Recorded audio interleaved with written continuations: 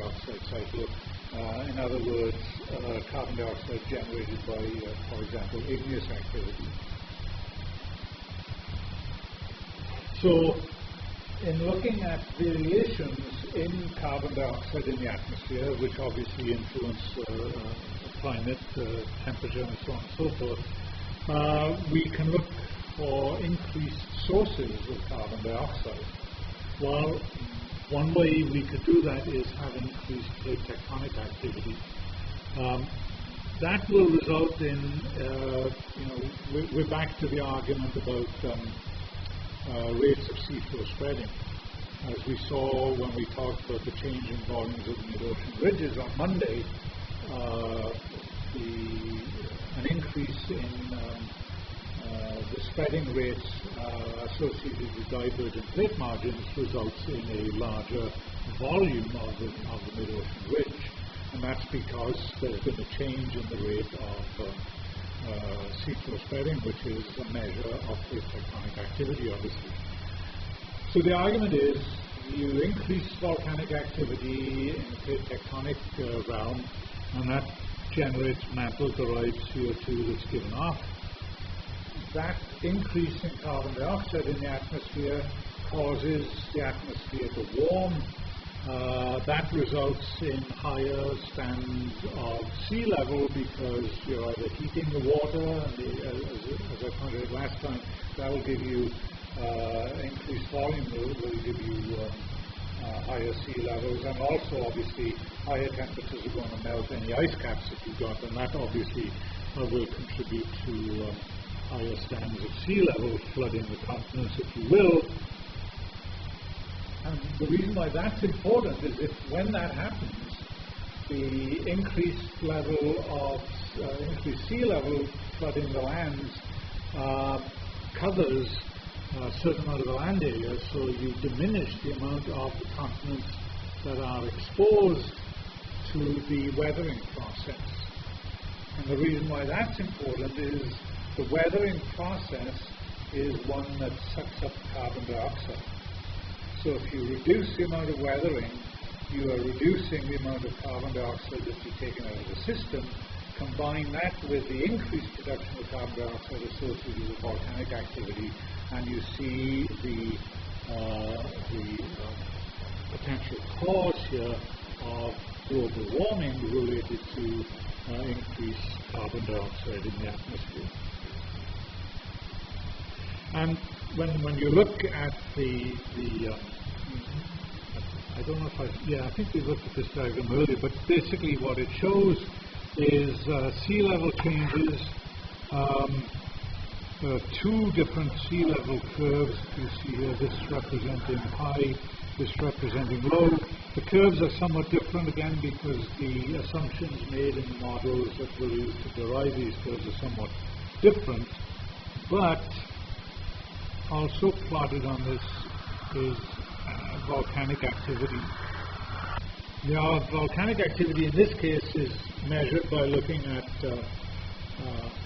volumes of protons, because of course the surface expression of volcanic activity, volcanoes and lava flows and things like that, tend to be destroyed through weathering and erosion, but at depth beneath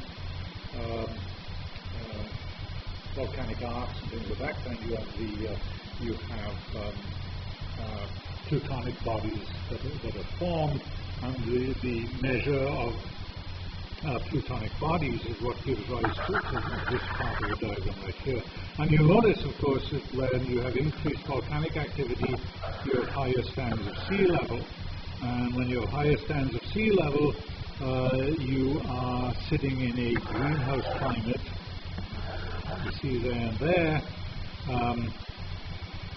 In part, the argument is that it's greenhouse because of the change in the composition of the atmosphere. And when you have lowered amounts of igneous activity, you have lowered sea level because you're not putting as much CO2 into the system.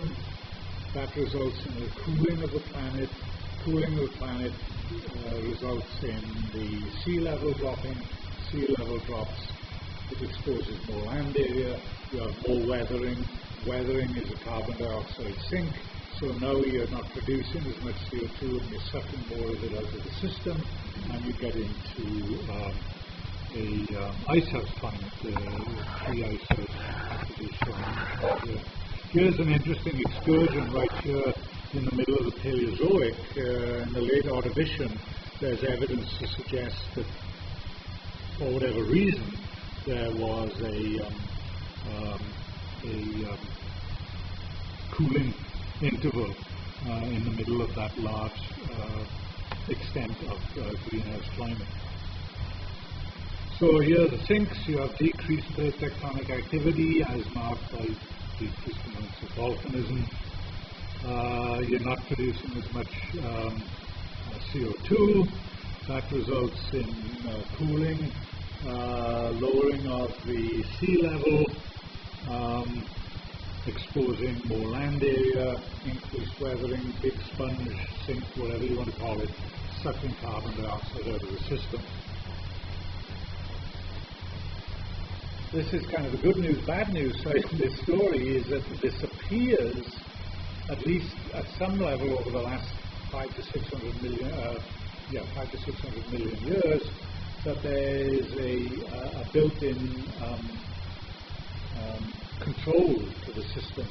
In other words, once you start warming or cooling, why don't you just keep going? And this is the argument as to what happened on Mars, of course, is that it had climatic cycles, and it got into a warming period, and the warming just kept going, and it just dried the planet, and the water evaporated, or got taken up by minerals or whatever, and so the planet literally died. People point out, at least on this planet, for the last 600 million years at least, as it's got colder or warmer, it's kind of reached some kind of a tipping point and flipped back in the other direction. So that in the long-term sense is the good news. From our perspective, it doesn't make much difference because none of us can be around long enough to find out if the current warming cycle is going to keep going or tail off.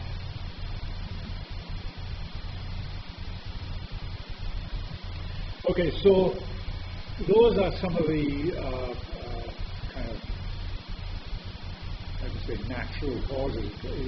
By definition, it's natural. Some of the causes for climate change. And if we look at the Phanerozoic, the most recent 600 million years or so of Earth history, we see that there are cycles of Eustace, volcanism, and climate change that exhibit a first-order periodicity of about 300 million years.